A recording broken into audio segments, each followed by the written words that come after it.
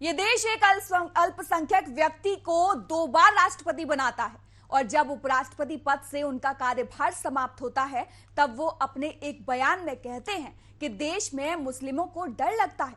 ये तो रही पुरानी बात, लेकिन अब उसी व्यक्ति को लेकर एक पाकिस्तानी पत्रकार ने सनसनीखेज खुलासा किया है और इस खुलासे के बाद बीजेपी ने भी कई आरोप लगाए हैं। क्या है पाकिस्तानी पत्रकार का खुलासा, इस रिपोर्ट में देखिए।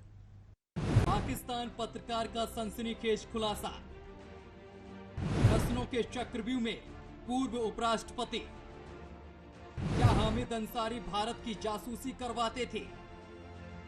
हामिद अंसारी भारत के पूर्व उपराष्ट्रपति अपने विवादित बयानों की वजह से कई बार सुर्खियों में रहे हैं, चाहे वो 21 जून 2015 को पहले अंतर्राष्ट्रीय योग दिवस में शामिल नहीं होने वाली बात हो या 2017 में मुस्लिम समाज के डर को लेकर दिए गए बयान की बात हो या सितंबर 2017 में ही पीएफआई के कार्यक्रम में शामिल होने की बात हो या शरिया अदालत के पक्ष बयान देने वाली बात हो।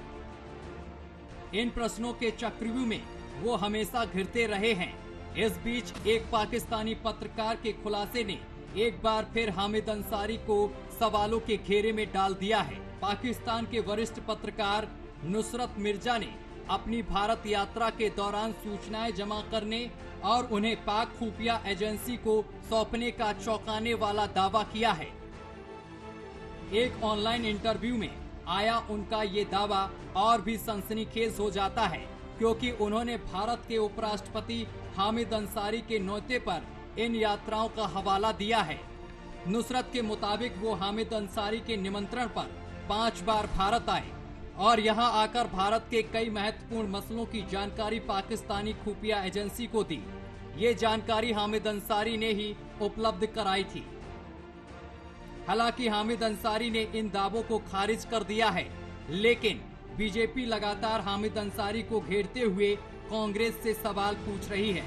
बीजेपी प्रवक्ता गौरव भाटिया ने पूर्व उपराष्ट्रपति हामिद अंसारी को लेकर कांग्रेस की घेराबंदी की। हामिद अंसारी जी जो कि उपराष्ट्रपति भारत के रहे हैं, उनके कृत्यों को लेकर और पाकिस्तान से आया एक बहरूपिया पत्रकार जो कि आईएसआई एजेंट था, उसके लेकर हमने यहां से कुछ सवाल हामिद अंसारी जी से भी पूछे थे और कांग्रेस पार्टी की अध्यक्षा सोनिया गांधी जी और राहुल गांधी जी से भी पूछे थे। ये तस्वीर देखिए ध्यान से।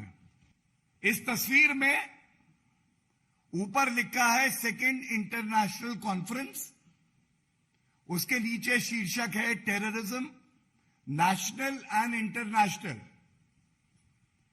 और 27 अक्टूबर 2009 को, और ध्यान दीजिएगा ये जो मुंबई का आतंकवादी हमला हुआ उससे 1 साल भी अभी नहीं बीता था, 1 साल भी नहीं बीता था, और बीच में बैठे हैं तत्कालीन उपराष्ट्रपति हामिद अंसारी जी। और ये देखिए मंच पे, कहीं और नहीं, ऑडियंस में नहीं, मंच पे बैठे हैं ये बहरूपीय पत्रकार पाकिस्तान के एजेंट नुसरत मिर्जा। क्या ये सत्य नहीं है? कांग्रेस पार्टी इसका जवाब दे, सोनिया गांधी जी जवाब दीजिए, राहुल गांधी जी जवाब दीजिए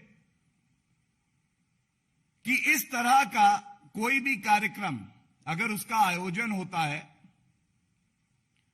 तो उसकी क्लियरेंस इंटेलिजेंस एजेंसीज के इनपुट्स के बाद की जाती है और वीजा देने का कार्य तो सरकार ही करती है, मिनिस्ट्री ऑफ एक्सटर्नल अफेयर्स करता है। तो ये कैसे हो गया कि ऐसा पत्रकार जो पाकिस्तान के आईएसआई से भारत की गोपनीय, अति संवेदनशील, मैं दोहरा दूं, जानकारी साझा कर रहा था, वो तत्कालीन उपराष्ट्रपति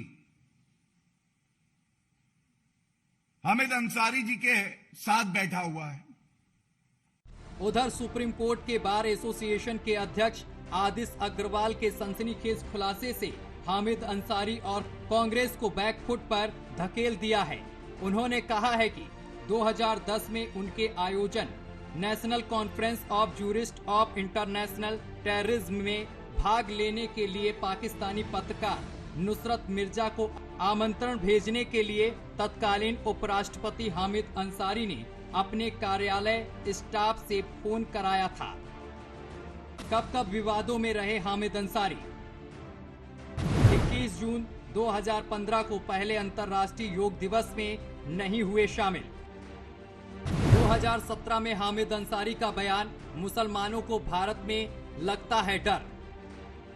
सितंबर 2017 में ही पीएफआई के कार्यक्रम में हुए शामिल। सरिया अदालत के पक्ष में बयान देकर घिरे। जिन्ना प्रोटेस्ट विवाद में एएमयू के छात्रों का समर्थन किया। फिलहाल देश के पूर्व उपराष्ट्रपति हामिद अंसारी समेत कांग्रेस पार्टी सवालों के घेरे में है। उन पर तमाम खुलासे हो रहे हैं। दूसरी तरफ इन आरोपों को हामिद अंसारी सिरे से खारिज भी कर रहे हैं। अब देखना ये है कि इस मामले में और कौन कौन से खुलासे होते हैं। Bureau report, news watch India.